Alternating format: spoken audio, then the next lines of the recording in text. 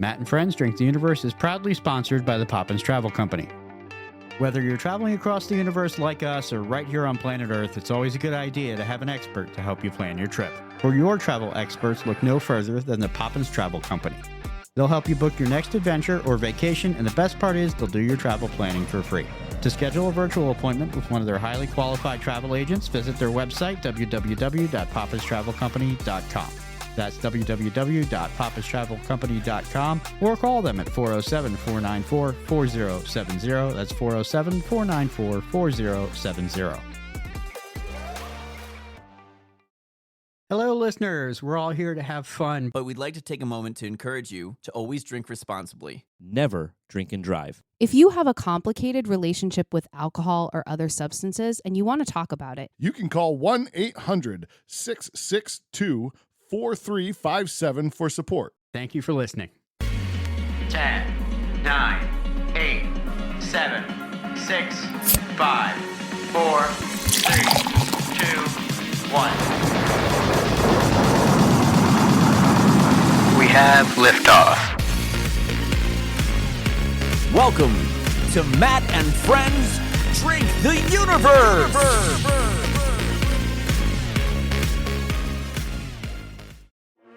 I'm Walter Brewright. Welcome to In Local Brews, where we dive deep into the flavorful world of our community's unique beverages. Join us as we raise our glasses to the stories, traditions, and craftsmanship that go into every sip. From the hidden gems tucked away in our neighborhoods to the latest trends brewing on the scene, we're discovering the heart and soul of local libations. Today we are live at Bald Birds Brewing. Hello, everyone, and welcome back to Matt and Friends Drink the Universe, now part of the Unfiltered Studios podcast network, and very excited to be part of that network of creators. We are recording live today at Bald Birds Brewing in Audubon, Pennsylvania. Did I pronounce that right? You did, yeah. Hey, look Great. at that. Pronouncing things not normally something I do well as a host of a podcast, so there you go. So we're here in Audubon, PA, and I'm going to go around the table and let everybody that's with me introduce themselves. Hi, this is Andy. I'm excited to be here, learn about the amazing story for Bald Birds Brewery, and taste some delicious beers. And our guest of honor today. Hi, Joe Feerar, long-time listener, first-time caller. So thanks for having me on your show today, and looking forward to talking about our beer and our story. Very cool. And you are also the owner. Yes, sir. All right. You want to talk a little bit about how you got into brewing, the name Bald Birds? Tell us a little bit of the story. Yeah, absolutely. And then we're going to drink your beer. All right, let's do that. Well, I'm already drinking my beer, which is good. So, so prior to starting our brewery, I was a banker. I was in banking and finance for 20 years and had a chance to travel a good bit around the country and work around the country, which is pretty cool. So I have a lot of different experiences, and typically anywhere I went, I always found a brewery to go to. Obviously, I like drinking beer, but then also exploring like what different techniques are and different flavors and different beers are around the country. And then in 2005 or 6, I think it was, I was working on a commercial loan for Victory. So Victory was doing a kitchen expansion out in their downtown location, and I was one of the finalists to do a commercial loan for them. I had a chance to spend a ton of time with Bill and Ron to learn a lot about brewing. And so whenever you're doing due diligence for a commercial loan, you really dig into all aspects of that business. So I spent a lot of time doing research, and I'm saying that in air quotes, and just learning about the craft beer industry and like watching the craft of Victory with some of the best beers ever made in the world. Like their Prima Pils is one of the predominant beers in the world. It wins medals every year. And I really began to drew towards craft beer, because at that time I was not drinking craft beer. I was drinking stuff that was mass produced. It was not great quality, but I could drink quantity. And so really learning the behind the scenes and how those beers are made really inspired me to start our journey towards Bald Birds. And at that point, I knew I didn't have the money to start a brewery. I didn't have any idea what I did or didn't want to do. So I started saving money, knowing at some point I do want to start something in craft beer. And so I saved money for 11 years. And then when we finally, Abby and I sat down and wrote our business plan, starting a brewery is very hard. It's very capital intensive. It's just a very expensive industry to get started in. Finding equipment, finding location, like everything you need to like find a perfect space. And it also takes time to build out your brewery. And so saving for 11 years. And then, we were struggling tremendously. We couldn't find a lender that wanted to give us money. We couldn't find a location to put our brewery in. We were really struggling, thinking about hanging it up. And then a robin built a nest in the wreath of our front door in South Philly. And when those 4 eggs hatched of those baby birds, we got a location locked up. I got an SBA 7A loan from a lender in New Jersey. And so we were off on our journey to start our brewery. And so we came in and we found this location in Audubon, Pennsylvania, which is ironically the bird capital of the world. And we opened our first, it's the bird capital of the world. And so we opened our location in Audubon in September of 2018. And at that day, Abby was 9 months pregnant with Graham. And so like we had Graham Monday morning. And so we're here, our grand opening. Abby's like selling beers and slinging beers. She's 9 months pregnant. It's our second child, first location. It's just been a labor of love for a year and a half trying to find this location, doing the fit out, building it out, finding equipment, everything that had to go along with it. So I would work at the bank during the day and then come here during night and then hang boards and do decorations and do construction during that whole time. And so I was like working from 6 in the morning till 2 in the morning, sleeping for a couple hours and doing it all over again for a period of like 5 months. And so it was a lot of work, but well worth it. And then Abby and I were actually horrible brewers. And so we said, you know what, we're going to open a brewery. We should probably learn how to brew beer. And we got one of those homebrew kits. And then we tried to brew a session IPA at our house. And it was awful.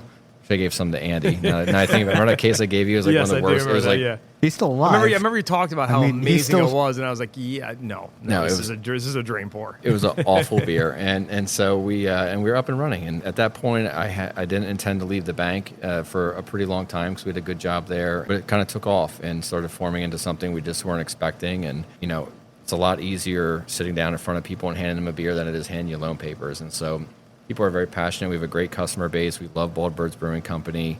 I got awesome customers. Everybody's very kind. Everybody's nice. And like everyone, when you got in the tap room today, everyone's smiling. And so I think that's one of the things where breweries always have a unique opportunity to pull communities together and be a community center for those local areas. And I think we do that here in Audubon, and we also do that in our other flagship brewery in Jersey Shore, Pennsylvania. Like we're a big part of the community. And I think that's one of the things that Abby and I are very excited about is, one, it's a passion of ours. We love beer. We love craft beer.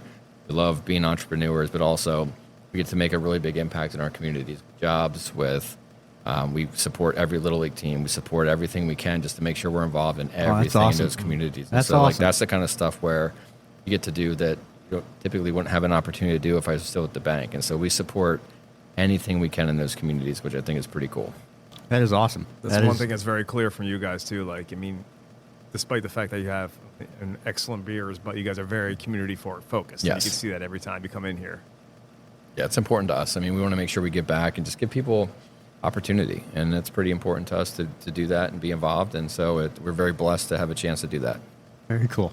So I was putting 2 and 2 together as a sidebar when you said the bird capital of the world here in Audubon. Is it like the Audubon Society? Yes. Here? Okay. Yes, they're right up the road. And they have a pet blue jay named Conrad who's been here quite a bit. We have to cut him off every once in a while because he's a blue jay, but and they're a very territorial bird, and they'll start fighting people. And then they have a one-eyed owl they bring down here, and any different types of events we've held, they've been very supportive. And so we do like birding events and different things like that. And there's a huge community for birding that we never knew about until we started opening up, and so it's pretty cool. That is pretty cool. I will say I'm a big fan of your logo also, partially because I look like your logo. You do, yes. Bald guy.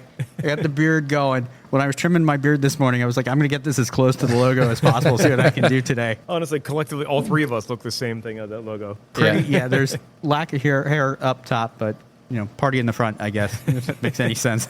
Around your face, that's good. Excellent, we'll take that. But yeah, so I think that what's interesting about the design is the individual who drew that. So there's a company called 99 Designs, and basically what you do is you write your story and your narrative about your brand, and you talk about who you are, what you did, talk about your path to get to your brand, and you share this whole story, and it's like it spreads it out to a bunch of different artists throughout the world, and then it's like a contest, and so whoever wins the money you put up. So I think we put up like, I don't know, 500, 750 bucks. We got like 40 designs back. And so the person that drew that, I never met them. Wow. They've never seen my face. They've never seen me. And so it's not something where I'm just like putting my face out there. It's like they actually drew that picture without ever meeting me or Abby, just reading our story. And so it's kind of cool. That is amazing. She's from Massachusetts. I can't remember her name off the top of my head, but she's from Massachusetts. And we went through that process and ended up with our logo. And then for our sister distillery, Abby drew the logo of the 4 birds. Actually, Matt Ulrich drew it from college. Oh, yeah. And then Abby kind of tweaked a little bit with the birds, but we're sticking with that theme. It was kind of neat to do that process and go through that because we got some really cool creative on our story that we ended up not going with, but just some really cool things people came up with. Very cool. I finally got down to this location, which is much closer to where I live, but I have been also to the Jersey Shore, PA location for Andy, and I have not given you formal congratulations on the podcast yet. Well, thank you very much. Yes. So Andy is married. Congratulations. That happened shortly after the last time we had you on the podcast. My wife and I, Melissa, we were fortunate enough to have our wedding at the Bald Birds location in Jersey Shore, PA, and it was an incredible venue. Just everything from top to bottom was just an absolutely, like, the best experience of all time. Who was the best man in your wedding? I don't remember. Was that somebody? I think the other bald bird sitting across from me. Ah, okay. Yeah, Joey. I thought so. Yes, and gorgeous location up there. The view off the deck out front, looking out into the mountains, is just a spectacular place to have a beer. It really is. My wife and I walked out there, kind of looked at each other and went, it's like we're drinking at a postcard right now. This is amazing. It was great. It was an unbelievable location, just like this one is too. It's just, like I said, it's community focused, and it's just very, like, you open the doors, and I don't want to say quote unquote feel at home, but it's very welcoming. Yeah, and your statement before is very true. When I was walking through the tap room, that is what I noticed, is everybody had a smile on their face. You were greeting people. The bartenders were greeting people. Everybody, it was like people knew each other as they were coming in, and it's just a very friendly and nice environment. And I'm now looking at the beer that we have in front of us here. So, do you want to lead the tour? Absolutely. So let's we'll continue our tour about our locations and then talk a bit about beer. And so so our facility in Jersey Shore is 155,000 square feet. We have a large scale production facility in the back. And the first beer we're talking about today is Other Robots. And I think that when you look at a lot of the beers we brew, we love to stick with technique beers. And you look at your lagers, your pilsners, a lot of the German beers. And so Other Robots is brewed with all German ingredients, which is awesome. And it's one of the first beers we ever used our centrifuge on. And so when you look at it, the clarity in it, how clear it is, how clean, how crisp, our water profile in Jersey Shore is very, very good. And so when you're drinking this Helles, very true to style, very true to authentic German beers. And so we're very proud of this beer, and it's one of my favorite ones to drink as well. So cheers, guys. Other Robots. Cheers. Our Helles lager. Delicious. It is. It is crisp. It is smooth. It was refreshing. It is a session drinker, evidenced by the fact that at Andy's bachelor party. That is an excellent lager. Yeah, that was my go-to session for that particular evening and early morning, and it really is crisp, refreshing. It tastes like a traditional German beer. You get those German ingredients in there, and for sure. And I'm a sucker for German beer in general. A lot of people don't like the really kind of wheat heavy. Mm-hmm. I enjoy it very much, and this is just a nice, easy beer to drink. And I wanted to lead off with a lager as opposed to an IPA, because we've been talking a lot on the podcast, and Joey, I'd been interested to hear your opinion on this as well, that one of the kind of repeat sentiments with IPAs is that it's almost a little like wall spackle, where you can make an IPA, and if something doesn't quite go right, you can add some other ingredients and change it up. But a solid lager is a much harder beer to brew overall, and this is a great example of a good beer. And I will also say that on a couple previous episodes I've done, we've talked about, like, go with the light, go with the lager right up front. And if that one's good, you're in for a good rest of the day. So I'm feeling like we're in for a good rest of the flight here. Yeah, I think so. And there's a lot of good breweries around here doing really good pilsners and lagers. And I do think that's a good indicator of the strength of the brewer when you're doing that. But IPAs are so interesting because the depth of flavor you can create with an IPA is just, it's unbelievable. I mean, it's almost the complexity in some of them rivals like a decent wine in terms of complexity and a good stout. And so I think that, the traditional beers, because it's all about patience. It's like you can't rush a lager or a pilsner, because if you rush them and try to get them out the door in 3 weeks, like, it's going to be not going to be a very good beer. But if you take your time and be patient, I think we lagered that one for over 6 weeks. And so I think that it's a patience beer. The interesting thing about that is you can't sell a lager for $8 a pint, even though the time to make it is probably 2 or 3 times out of an IPA. Again, it's much cheaper to make because the grain bill is different. You're not adding all the hops, you're not dry hopping, and so it's a little bit different in terms of cost to make it. But I would drink that beer all day long versus an IPA, because they're just like, there's so many of them, but there's a lot of good IPAs out there right now. And so it's like if I look at the business side of things and think about the brewery from that aspect, IPAs like keep the lights on, because a good hazy IPA. Our last beer today is going to be a West Coast IPA we talk about, and maybe we'll bring some other ones back here. But really well done IPAs are kind of the foundation of what you do inside your tap room. And then any to-go beers, if I were to look at like what we're selling to go, like you do get your Pilsners, you get your lagers. We do a lot of to-go sours, which are very popular right now, and then the rest of them are IPAs. And I think when people are buying stuff to go home, they're not necessarily buying the 5.5% guy. They want the 9% beer and the 8% where they go home, they can have one or two, really enjoy them, sit, and then go to sleep. And that's the thing with the IPAs. It's Yeah. like the whole industry is just, I mean, I don't want to, it's saturated with IPAs. Like there's so many different variations of a IPA. West Coast, New England's hazy, lactose, whatever you want to call it. It's just, overall, it's just saturated. And that's why I think the traditional lagers and the pilsners are just my personal preference. Like, you have, very minor, variations of those, but like, it's just the process of it. I just think it's more of a refreshing beer. Yeah, I agree. Absolutely. Absolutely. Oh, man, we have a guest standing here with donuts. We Go on do. there. That's the best kind of guest, one that brings donuts. Feel free to hop in, Abs. Abby, Joey's wife, has just brought us some delicious-looking food, and I am very excited. To wash the beer down, we have Federal Donuts. Yes. And yes, it is donuts and chicken. Oh, Yes, can't go wrong. Chicken sandwich on a donut. can I get that truck to park in front of my house? I won't live very long, but No. Oh, I didn't know the chicken sandwich was on a donut. No, I think it's on a bun. Okay. the chicken sandwich is not on a I would have drew donut. the line on that So one. it doesn't. Regardless, You would looks have drawn, delicious. I would have not drawn a line there. I would have gone back for a second sandwich. Yeah, but I do think IPAs, they're not going anywhere, and I think that West Coast are becoming a bit more popular now. I'm seeing in terms of like our to-go sales, stuff that wholesalers are looking for. You're seeing more West Coast desire. I think the big hazies, I think the people that do it really, really well are going to be pretty consistent, have a bunch of SKUs everywhere you look. But I do think that it's going to be a very crowded space for a long time. And if you're, up and coming or a starter brewery, it's going to be a tough place to enter with your IPAs because there's just so many people doing it really well. I mean, I look at New Trail; they're everywhere. They have 8 to 10 beers in every single store. They're very, very good at what they do. They know the IPA game, I would say, better than anybody in Pennsylvania, and they're just phenomenal at what they do. And so you look at breweries like that where they're IPA centric.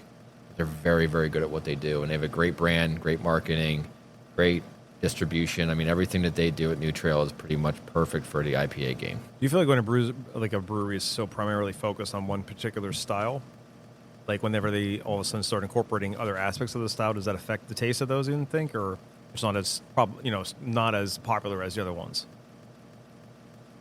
I think they look at they have multiple iterations of each one of their beers, and Okay. I think that some of it is when you have a core beer that's really, really good. The way I would think about that is that you always do slight iterations to see if anything else takes off. And so, could be a double dry hops, could be a triple, could be a different fruit or a different hop. And so you always want to find, if you get a brand that does really good, 'cause that's really hard to do right now and to find something that's popular, slight iterations to stay true to, that particular name of that beer, that style, and then just slight small changes to add another SKU to kind of sneak in there, and it won't cannibalize the original beer, but it'll do enough to where they're going to get a lot of notoriety and it looks like a different beer. And so I think that again they do that very well. And so I think that that's kind of what you see with the IPA game right now with distribution.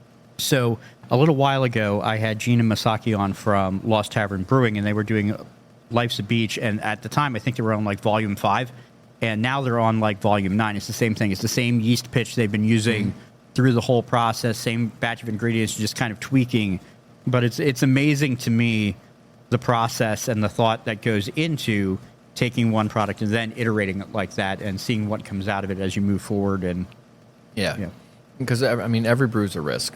And I think that every beer you make, every recipe you come up with, and I think that depending on the strength of your brewer and who's making your beers and who's doing your recipes, everything's a risk because you never know if something's going to go really well and sell fast or it's not going to sell at all. And I think that's every single batch has that risk. And there's always if you don't hit your temps, you don't hit every spec you need to do to hit your recipe, there's always something that could go wrong.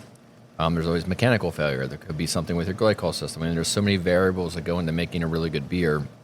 I think when you step back and think about all the different inputs with various grains, where you're sourcing them from, what you're getting, your hops, your this, your that, your mash, your water. I mean, there's so many things going in to make a really good beer. that it takes a smallest minute issue to make the beer not be good. And so I think that every single beer you brew, there's a risk. And so people that are consistent and they make really good beers all the time, like they're very, very good at what they do. And I think that, again, Lost Tavern's another one. They make really good beer. Very clean, crisp, good beer. They don't miss very often. And so they're a very good brewery, very sound brewery. And so they make really good stuff. Every time I've gone there, I've enjoyed every beer I've had. So I will say this, as far as the occasional mistake, you did not make one with the other robots. It is Awesome. phenomenal. It is one of my favorites, and I will... Stellar Sip.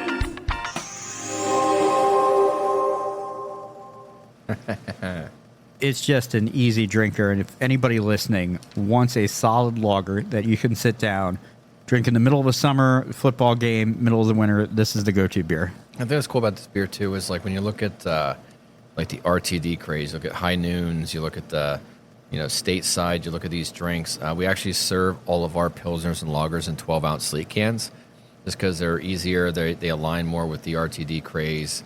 It's just more attractive to all drinkers, and I think that other robots is a drink that anyone can enjoy for beer, and especially if you're not a beer drinker, you're looking for something easy to migrate into beer. I think that that's an easy beer to go into, and kind of brings me to our second beer here, our Champion Style. And Champion Style is one of our flagship beers, and so when we go out to distribution, we go out to our tap rooms. This is one of those beers that we always have on tap, we always have available, and again, true to German style, German hops, German grains, German malts. I mean, everything is from Germany, and it's a German base, and so it's one of those things that's again one of our flagship beers, and it's perfect for every occasion. Got a really nice sweet finish to it. And so have a quick sip here and see what you think. Cheers. Uh-oh. I'm being victimized by my flight board. Was it stuck? Yeah. Hold on. We'll get it. We're going to work it out.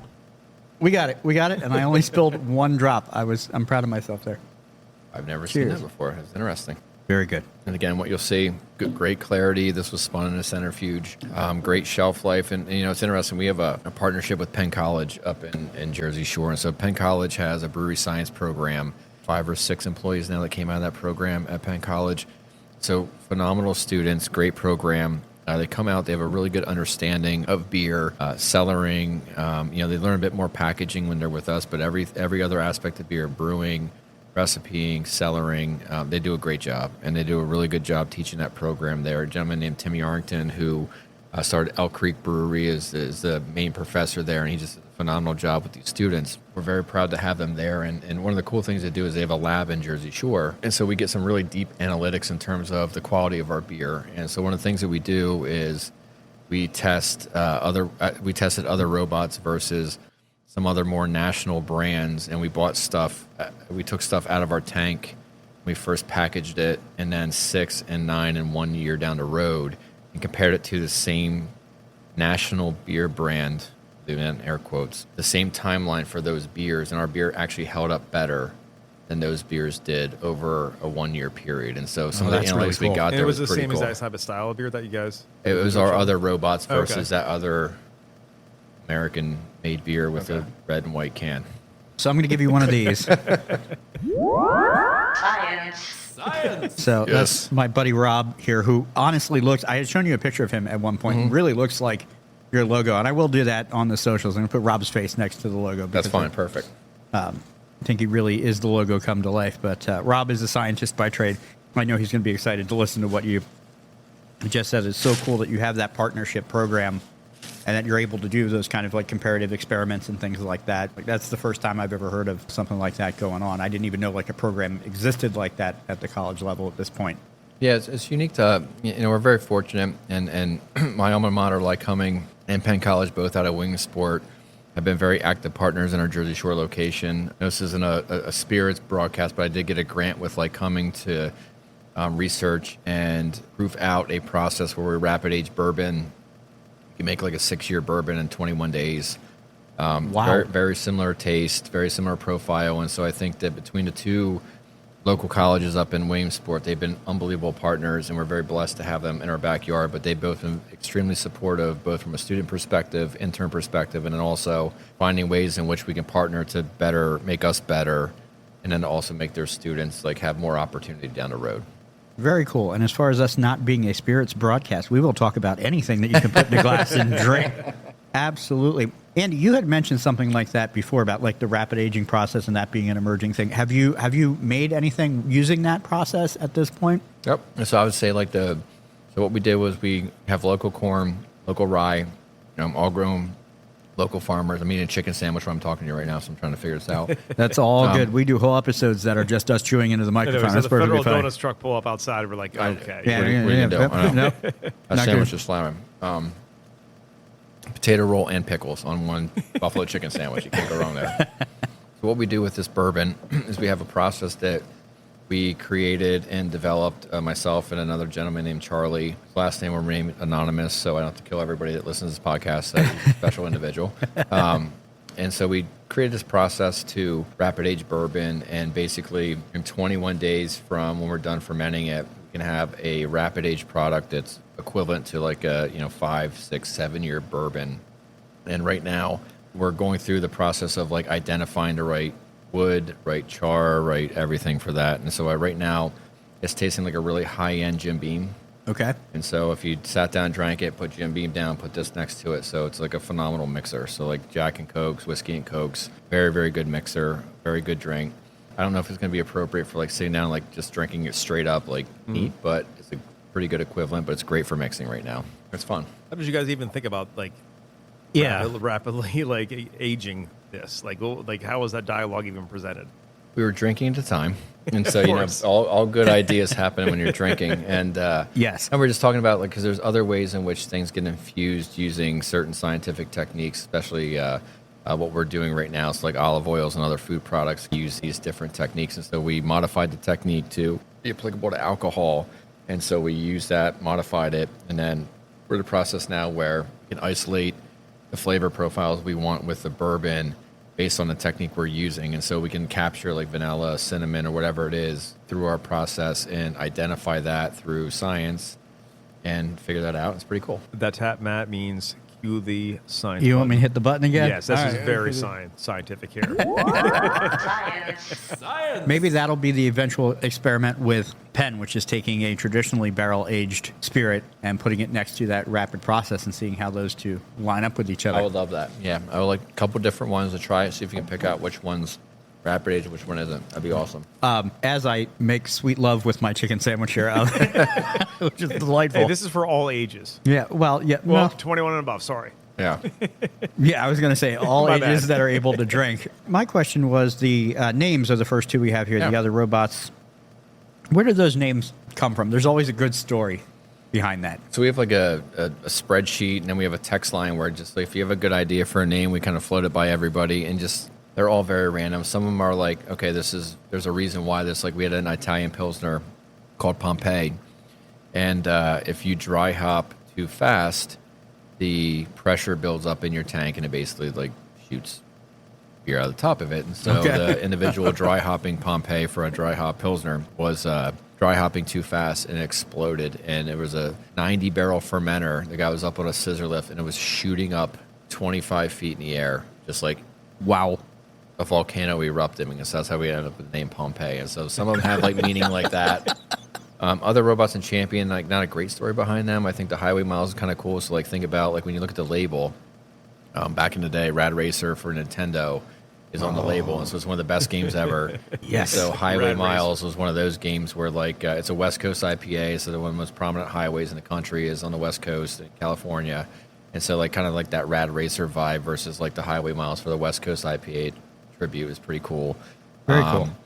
Cardboard Cutout was a cool name we came up with, and so like we blended the West Coast and East Coast style together. And if you hold a map of the United States on a pin, we did a cardboard cutout, and where it balanced that was where like the center of the country. And so like we did cardboard cutout for like balancing a cutout of the United States map on there to balance between. It's like Kansas somewhere. I forget the name of the town, but that's in Kansas, where the actual country balances on a pin. So you never know. Very cool. Yeah. Yeah. And then Karate Bomb and Explosion. So Karate Bomb was actually made up by my son. Karate Explosion was made up by our distribution lead, Dan, as his dart team name. And so he made Karate Explosion, and then Logan loves ninjas. And so he called it Karate Bomb because it's a double IPA, higher ABV. Okay. And then it's a bomb wearing a ninja mask on the front of it, wearing a black outfit, doing karate kick. And so he Very designed cool. the label with Abby. A little and intimidating. to It drink came that up one. with karate bomb. Yeah. Plus, he was like 5 at the time when he thought of it too, which is like, okay, where's your brain going, bud? Like, Yeah. Here's your future marketing department right there. Exactly. Yeah. Yeah. That's amazing. So next up, I think we have a barley wine. Now, I am, full disclaimer, I am not familiar with barley wines at all. So this is going to be, it's been a very long time since I had a barley wine. Yeah, I'm interested to hear from Joey the process Yeah. that went into creating this one. I am a big fan of barley wines in general. I like dark beer stouts, porters, Yeah. barley Yes, wines, that definitely. sort of thing. Things that hit maybe a little heavier. So interesting to note, so this is brewed with, I believe, a Saison yeast. We have a foeder that is designated towards like a Saison type style. And so this beer got aged on our foeders out in our brewery outside there. So it adds like a nice smoky, oaky, and just a little bit of a different flavor to it because it's aged in wood versus being aged on stainless. And then barley wines are an acquired taste. I think that a lot of brewers love these beers, and I think it's very unique beers, very unique style. You don't see them very often because, like an IPA, if I brewed a 10-barrel batch of this beer, which is technically really good. It's a very good tasting beer. It's a very cool beer to drink. And I brewed the same amount of an IPA. I could sell 10 IPAs of that amount, and at the same time it would take me to sell this beer because people just get afraid of that. They're so used to the IPA. They know what they're getting. They know they're getting juicy. They know but like technically this is a really good, tasty beer. It's just very Is that why I different think than it's any other difficult, style. though, for brewers No, to produce this because of that aspect of the business concept? Well, no, I think they don't produce them because they don't move like other That's beers what I'm saying, do. yeah. So I Okay. think that these beers are like styles that brewers like to do. They like to drink. But it's like we age some of this on a barrel too, so you have like a different flavor to it. So this is like the unbarreled age, and we have a barrel age program of this. So like there's bottles out there of this barley wine that is aged in barrels, and this is just straight up not aged in barrels.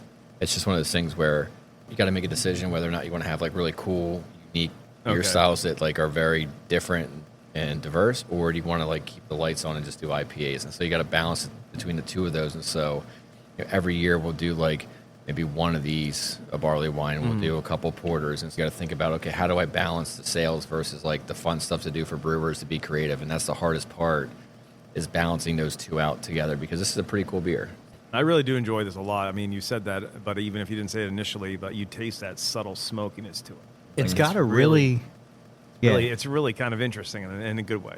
I've been sniffing it. I haven't taken a big sip yet, and it's got a really like sweet nose to it, and it's rather like a lot of barley wines you smell. That's not what you get. You get like this heavy Belgium. I'm going to punch you in the face with barley wine right now. Yeah, and so this one did come out a little sweeter, and I think it drinks more like a sweeter red to me than it does. That's a really good comparison. That's a real yeah. It absolutely does, and it's got a nice. This was barrel aged, right? Yeah. Yeah, you can taste the oak for sure, but it goes down very smoothly, and it's complex. It's not. This is not a simple beer at all. I would have to sit and contemplate for a minute all the different.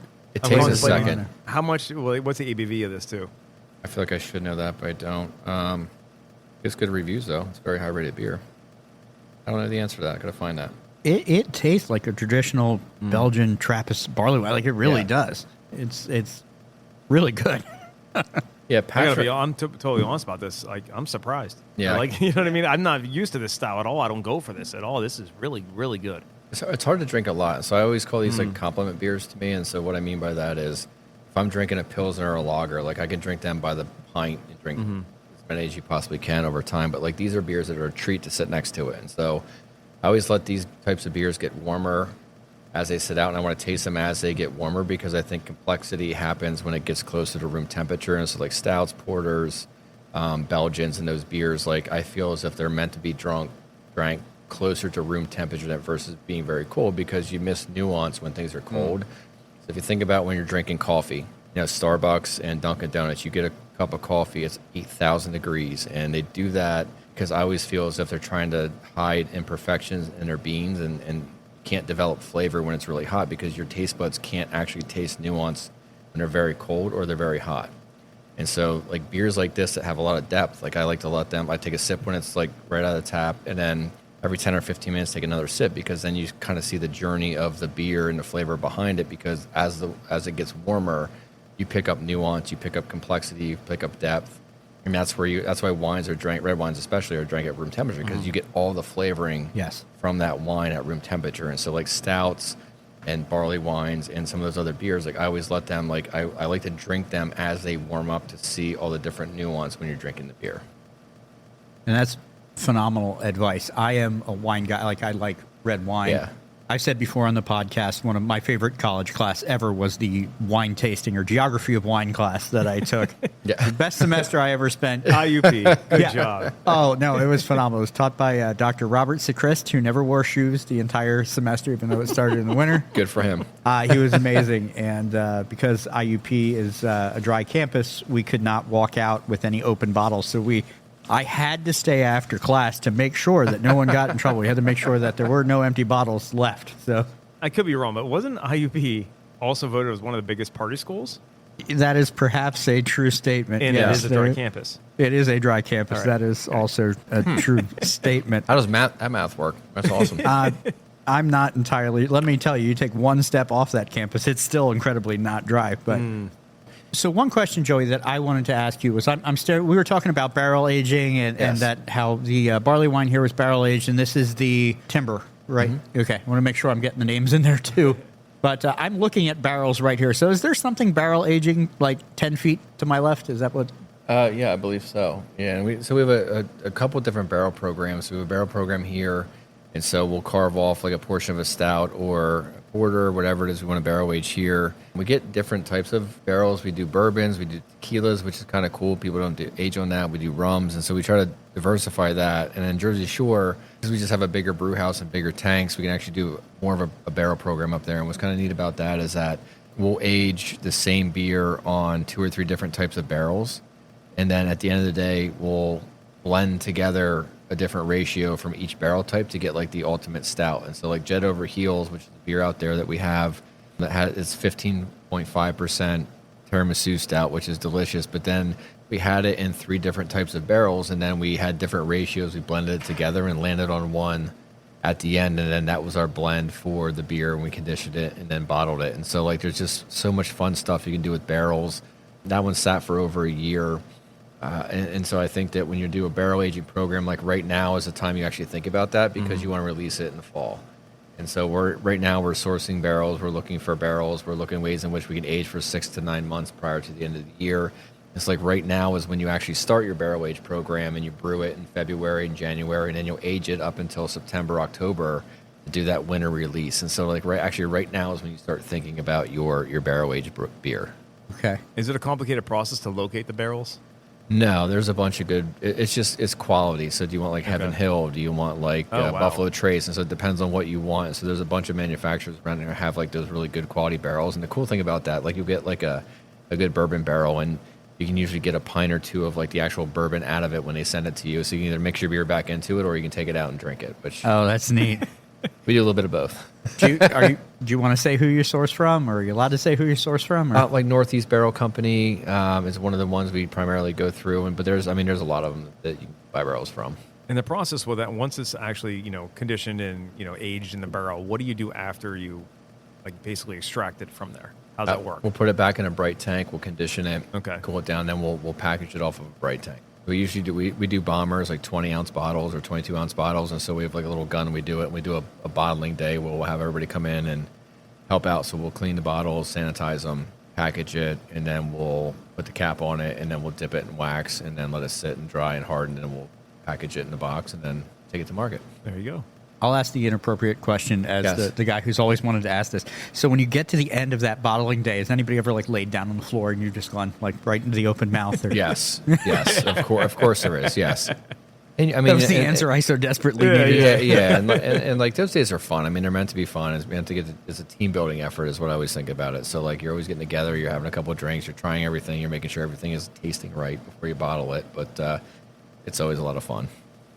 It's one of the great parts about doing this podcast is understanding the culture of different places, and every place that brews beer has that that sense of togetherness and community. And it's not me, it's we. It's a group effort. It's that sort of thing. And that's true. I love that. And I love the variety that you have here as well. And I know, Andy, you've made comments in the past about places that kind of pigeonhole themselves into one particular style of beer, or just kind of like IPA is their thing. But there's such a wonderful variety here as we're drinking through. I know we have another one to go in the flight. I might get down on my hands and knees and beg Joey for one of the stouts that's out there too.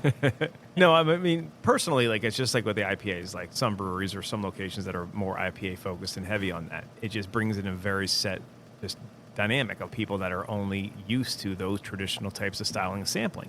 So, like, you know, they're all IPAs, West Coast, New England, whatever you want to call hazy.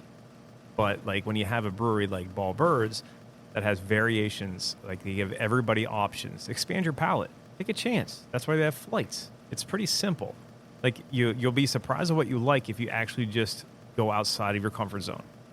It's really easy, but a lot of people that are just so IPA focused, they don't take that tendency to do that. And I think that's one of the problems with some of the brewery industry. I mean, who am I to say it's a problem, obviously, but, like, it's just one of those things. It's just like you have, like, you know, my favorite IPAs are, I love double dry hop IPAs. That's my go-to. I don't like lactose in any beers. I mean, you could put anything with lactose and it will taste delicious.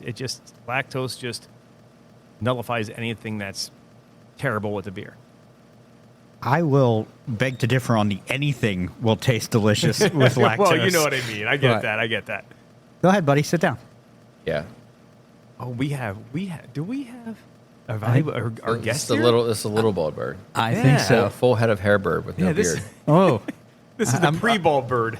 Say, I'm a little jealous of the full head of hair. Yeah. You can go ahead and say hi if you want. No thanks. No thanks? That's all right. I missed that. He finished his French fry and said, no thanks. Okay. Yeah, that's all right. You going to enjoy your fries? All right, good deal. Good deal. I fully support that decision. I'm an avid lover of French fries. You're going to meet my daughter at some point. She's sampled every great French fry in the greater Pennsylvania area. I feel like it's a good indicator of the quality of the restaurant because, like, it's really easy to make soggy French fries by not being patient. It's similar to lager, actually, because if you take your time with French fries, you fry them all the way, you make them crispy. It's like you have a dynamite thing with the you don't need over-the-top seasoning, just subtle seasoning, and that's just enough with the fryer. And similar to a Pilsner, you just be patient. Yep. You don't need the best, you don't need the most ingredients, but you just need the right ingredients. You need time and patience, and you get a perfect end result. Simple and fresh is key. All right, I'll get up on my French fry soapbox. So here's a fun, here's a fun fact about Matt. One of my first jobs, I was a line cook at Fuddruckers. When there used to be a Fuddruckers in Bethlehem, Pennsylvania. So shout out to anybody I worked with at Where Fuddruckers was that back at in the day. Bethlehem? It was on 191, about a mile south of the exit on 22, going towards. What is it now? It's a daycare center. It's definitely Fuddruckers to daycare. What a transition. Yeah, but I was either the burger guy or the fried food guy. So there is an art, and I will say it, there is an art to making a decent French fry, whether or not that's making sure you actually change out your fryer grease. And sadly, one of the things I took away from that job was I go someplace and I eat a French fry, and I'm like, you haven't changed your fryer grease in like 3 weeks, and I can taste old French fry in here. Or just using, fries that have been sitting under a warmer forever, so they're not crispy. They got soggy a second time. But I descend my French fry soapbox. Okay.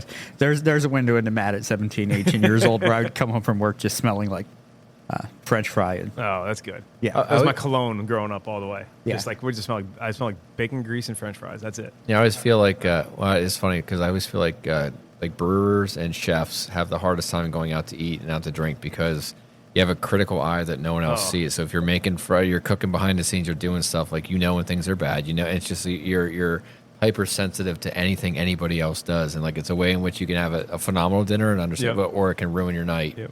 I feel like 8 out of 10 times it probably pisses you off and ruins your night because when it's bad, when the oil's old, it's just like stuff that people don't know, and it just makes it harder because you're in the industry. You got any good ones about, you don't even have to name the place, but some place you went semi-recently, you had a beer and you're like, nope, that's not it.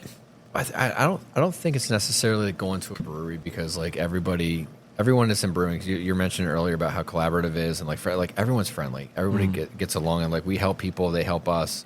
And so it's different from any other industry. And so like there's always a craft that goes, there's a story behind a beer which is what makes craft special. So whether it's great or not, but I respect it because it's like a craft beer. But where I can tell is like if I go to another restaurant, they don't clean their tap lines, they can completely ruin a beer. And so I think that like we clean our lines every week. We don't have to do that by law, but we do every week, and we blast them in both locations. And so I think that it's important so people can really taste and appreciate the quality of your beer.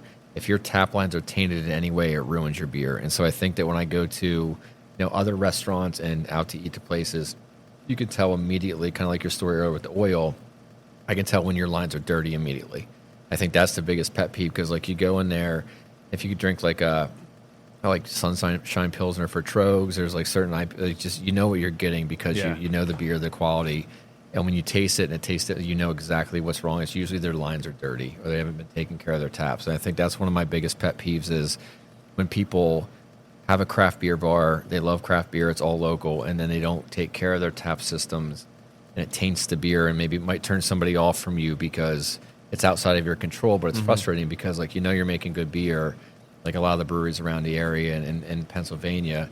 But then someone else that's not taking care of their tap system or doing things the right way, it might taint someone on your beer because they're not taking care of their tap system. So that individual probably, when they go to the brewery, they wouldn't order that because they get I see. Or they might not buy your cans. They might, it just kind of pushes them away from your brand because someone doesn't take care of their system up front. And so that's something that's like, there's nothing you can do about it, but I wish we could. So like you just said, like if a restaurant has your beer, and they're serving it, but you have it and you're sampling it and you see that their lines aren't like, are you able to pull the manager aside and speak with them about it or no?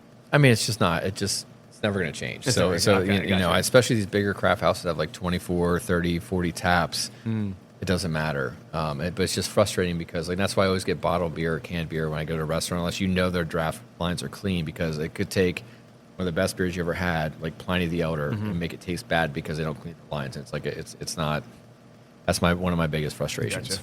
We talked about the episode we did up at Elementary Brewing in Hackensack. Ryan had talked about some pubs that you go to. You run into they've had Yingling on that line forever, and you'll get the response of, "Oh, it's the same beer. I don't need to clean that." And then you have you walk away and you're like, "I am ill. I don't feel well because nobody scrubbed that tap line forever." It's nothing like food poisoning, but it's still keeps that. It gets that. You don't feel good afterwards. Oh, you can tell as soon as you take a sip and you get that sour taste that's on the back end. You're like, somebody run some soap through that. Do me a favor. And ciders do that. So a lot of people have ciders on tap right now. Cider is one of the biggest contaminants of lines, and they also taint them to have that apple-y cider taste on it. And so you'll know, we had an IPA one time where we switched over our beer after our tap cleaning from a cider line, and then you could taste cider in the beer. And so you learn very quickly that doesn't work and how that goes. But again, it's just the attention to tap lines is so important, and I think a lot of people don't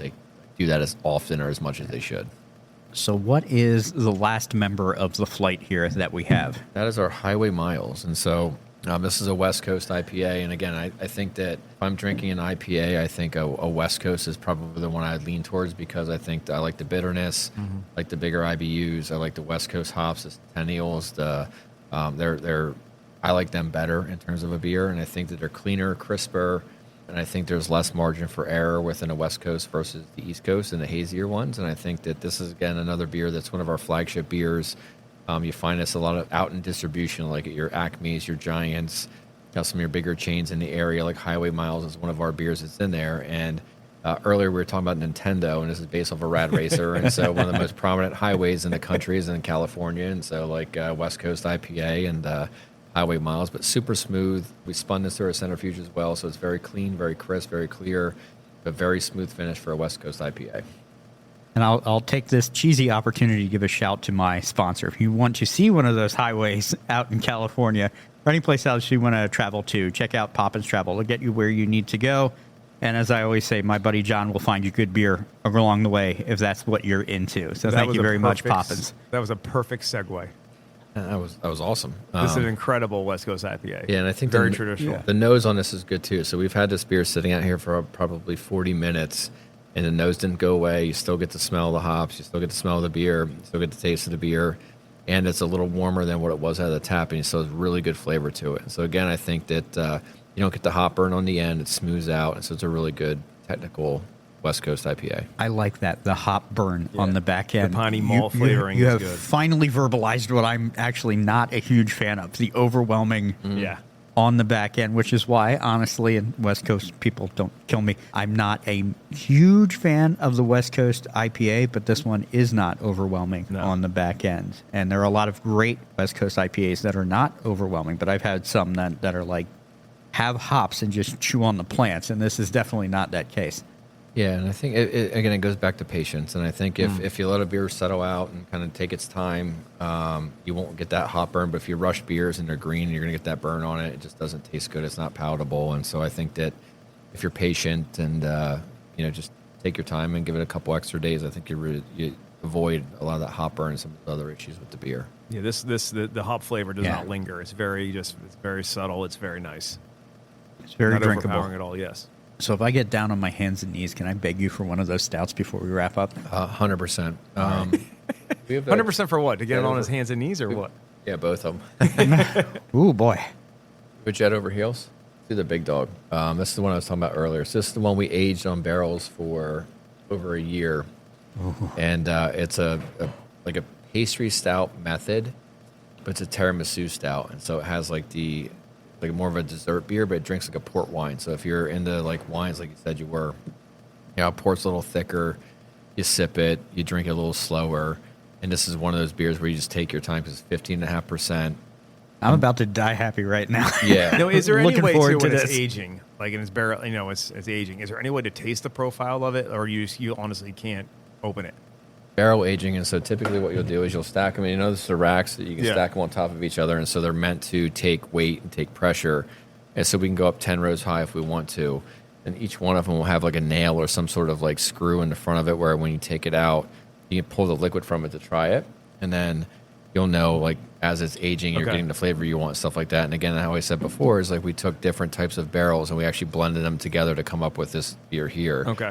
And this beer, I think, is from a complexity perspective, it's one of the most complex beers we've ever made. And you get flavors like you get caramel, you get currant, you get raisins, you get espresso, you get chocolate, you get pastry, you get custard. I mean, it's just like the more you drink it, the more you That is a Matt, we're stout gonna send you home with this, and depending if it's warm or cold. So even that little very brief introduction of air doesn't affect the quality of it.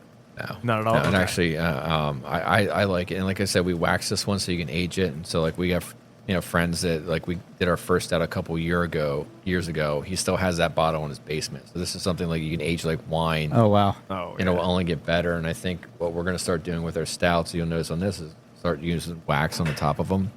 And so we just ordered wax for our next iteration we're doing for our next wine we're releasing. Mm-hmm. So we just took a beer out of barrels in Jersey Shore. It was in a bright tank. I tasted it the other day, and it's like 11% bomb. It's awesome. And we just ordered a wax for it, and so we're going to have a wax bottle for that as well. And then we're going to start doing more of a reserve stout series for barrels every year. And so we're going to do multiple different types of stouts and flavors, but only do 100 bottles of each. And so get them while we got them, and so they're going to go quick. And so like we're going to start have like a little lottery for it then. I don't know. We'll see how it goes. You never know. Because Thunderdome style, open the door and see what happens. Or... Get on boxing gloves for the wax bottle. You got to fight each other to figure it out. There goes the community events, right? Well, that is a community event. It is a community event.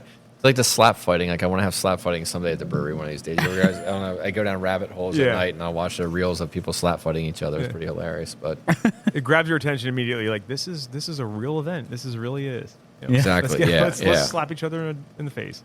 Yeah, but this beer is really cool. And so this is like every year we do a release, and this is like our Thanksgiving beer. So we try to do it before Thanksgiving. I feel like when you're with family, friends for Thanksgiving, what better way to share than a bottle share and sharing stouts, and especially something that's like pretty complex and pretty cool. We like to do that. What's one of your favorite beers that you guys have brewed so far since since day one? I mean, you guys have had a few brewers, but like, what's your favorite? It's like take all my children and pick I know, a that's favorite. also like, what's your favorite movie? It's complicated. I get it. The Pompeii has probably been the one I've drank a lot of. We did a collaboration with the Bullfrog Brewery in Williamsport. We did a simple German Pils, and it's like simplest grain bill. It's like really easy to brew. We should probably grab one of those for you too, so you can try it. But it's just all Germany in like one little can of goodness. And I really like that one a lot. The Pompeii was very good. I like Champion a lot. Like I drink that whenever I'm up here. I usually drink Champion style. So I think I lean more towards those German styles in terms of my favorites. I think the Jet Over Heels Stout, if I'm like just looking for beer to sip throughout the day, like that's probably one of the better ones we've done from like a big beer perspective. And then IPA wise, I think probably Good Jams is my favorite ale we do, like pale ale or IPA. Because I just think the nose on that one's really good. Okay. It's fruity, floral. Great nose to it. It's easy drinking. It's smooth. It's not gonna get you crushed. It's 8%. It's like a really good sessionable beer. So I think Good Jams is probably my favorite, like ale/pale ale IPA. And when I said something earlier too about like how some breweries and everything focuses on IPA heavy. I remember that you guys made that one Kolsch collaborative Last year. Yeah, that was a very unique because I'm not personally, again, like just similar to the barley wine. I'm not familiar with Kolsch. I was very surprised by that. It was amazing. It's light, refreshing, really cool beer, and I think McCall Collective was our partner on that one, and they just make phenomenal beers. I mean, what do you think of that nose? You get cherry, you get chocolate, you get cherry chocolate, you get custard. I'm in the middle of a religious experience over here right now, so you got to give me a second. His hands are above the table. That's a good thing. Ooh, Deliciously complex. you get the vanilla up wow. front. It is super smooth. There's like a cherry flavor in there. One of my main complaints with stouts for a long time has been you get so many that they just pack coffee bean into it, and all you get is coffee. And that is not what I'm drinking right. I'm going to take another sip, see what else I get out of it. There's actually no coffee or coffee bean in that at all. So I it's taste all a little. derived. I taste graham cracker on the back end. You'll get it. You'll get that, but it's all derived from the malt. There's some other stuff to get the tiramisu flavor. There's some other adjuncts added, but as far as like the coffee, the deeper chocolate stuff, most of that is derived from the malt. It finishes with that nice cream flavor, and it's just super smooth on it. This is just fun to drink start to finish. Yeah, that is an incredible. This is for me is Melissa Beautiful. We're buying some of these to take home because this is a fire beer. Oh, it's awesome. She knows when I talk about fire beers, is sit outside, have a fire, and just enjoy a couple of good beers. Split it, sip it. Like you don't drink it fast. And this again, I call them like compliment beers. I like to have a Pilsner and have this like get warmer as it drinks next to it. So I'll put it in like a 10-ounce glass, and that's like you'll drink it over a couple hours, but every single time you drink it, it's different.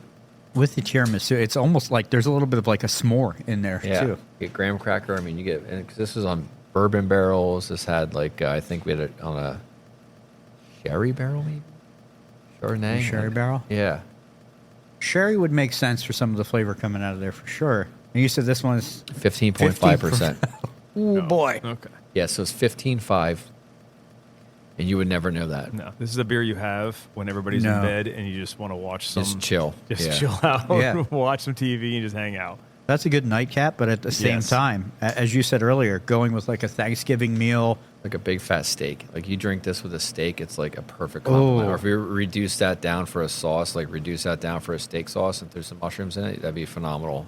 I've always been a stout guy. I really have been. I mean, it's just seasonal beers. I'm not a big fan of the seasonal stuff. This is incredible. But drink sweet, so it's not your traditional stout. And I think the coffee thing, so it's really hard to control the bitterness if you throw beans in the mash. And so we have a different technique. We have a coffee cream ale, some other things we do to like treat it differently to get the coffee flavor in the nose without the bitterness. We have more control over the flavor by doing a little bit of a different technique. The fatness inside me too. Just realized this would probably be delicious on some ice cream. It would. Ooh. We've actually done that. Okay, It's a good. float. You've done that? A float. Yeah, throw like a little bit of ice cream on top of a 10-ounce thing of that. It's delightful. Or whipped cream. Call that the cross-eyed float. Big time flavor. Yeah, big time flavor. I love the very festive. Matt asked a question a while ago too. So tell us the story about the Jet on Heels name. Okay, so the Jed Over Heels. Okay. Jed Over Heels, yes. So we have a guy that works for us named Jed. So when we bought the Jersey Shore property, we had to basically gut the whole building and tear it down and then rebuild it up into the brewery, tap room, and then make it into a manufacturing facility. So my dad, who's been building houses for 50 years, and my brother, who worked for him, a guy named Nate, who's now our packaging lead, and a guy named Jed, worked for my dad for like 30 years. So we've known Jed. He's been a family friend forever. So Jed actually runs our pack out team. And so he has like 20 employees now. So he's kind of overseeing a pretty good chunk of our employees for our packaging and our manufacturing facility. And so Jed was out having fun, I'll say. Oh, jeez. And he was outside at this bar and standing against the deck. And when he was like drinking and telling a story, he got real animated. Well, he lost his balance and fell over the railing. Oh, and no. so his feet went up over his head. He flipped over and he broke his pelvis. Oh, goodness. And so Ouch. Jed, while he was working for us, and so he broke his pelvis and he was out of work for like, I don't know, 5 or 6 weeks, but he ended up breaking his pelvis and had to go in recovery. And so Jed Over Heels is a tribute to him having a little bit too much fun and flipping over a railing and breaking his pelvis. So are you saying that's what somebody has to do around here to get their name on a beer? Yes, Is that the threshold? yes. Okay. Yes. So, hey, we have there is an hope. option here. We have a competition here. There you go. Yeah. I mean, I have enough ammo for Andy to name any beer I after him, walked but, on like, that point. No, thank you. Yeah. That'll be the next episode. Yeah. Joey, I want to thank you again. Just absolutely anytime. fantastic beer today. Thank you so much for having Matt and friends here Anytime. to record live at Bald Birds. Appreciate this very much. Andy, thank you for joining us. No, it's my pleasure. It's always a great time to come down here and just, participate in this, obviously, with you, with Matt and Friends Drink the Universe, but to see some great friends and their continued success at Bald Birds Brewery. And the only way that I can end this episode is like this. Stellar Sip. This podcast is a production of Unfiltered Studios. If you would like to know more about joining Unfiltered Studios, please visit our website at unfpod.com for more information. This episode's boozy quote comes from actor Jack Nicholson, who said, "Beer, it's the best damn drink in the world." On social media, please like, follow, and push all the buttons for us. That's Matt and Friends DTU at Facebook, Instagram, Threads, and TikTok. For more information about the podcast, as well as links to our merch store, social media, and all the places you can listen to us, visit our website, mattandfriendsdtu.com. That's mattandfriendsdtu.com. Thank you again for listening to Matt and Friends Drink the Universe.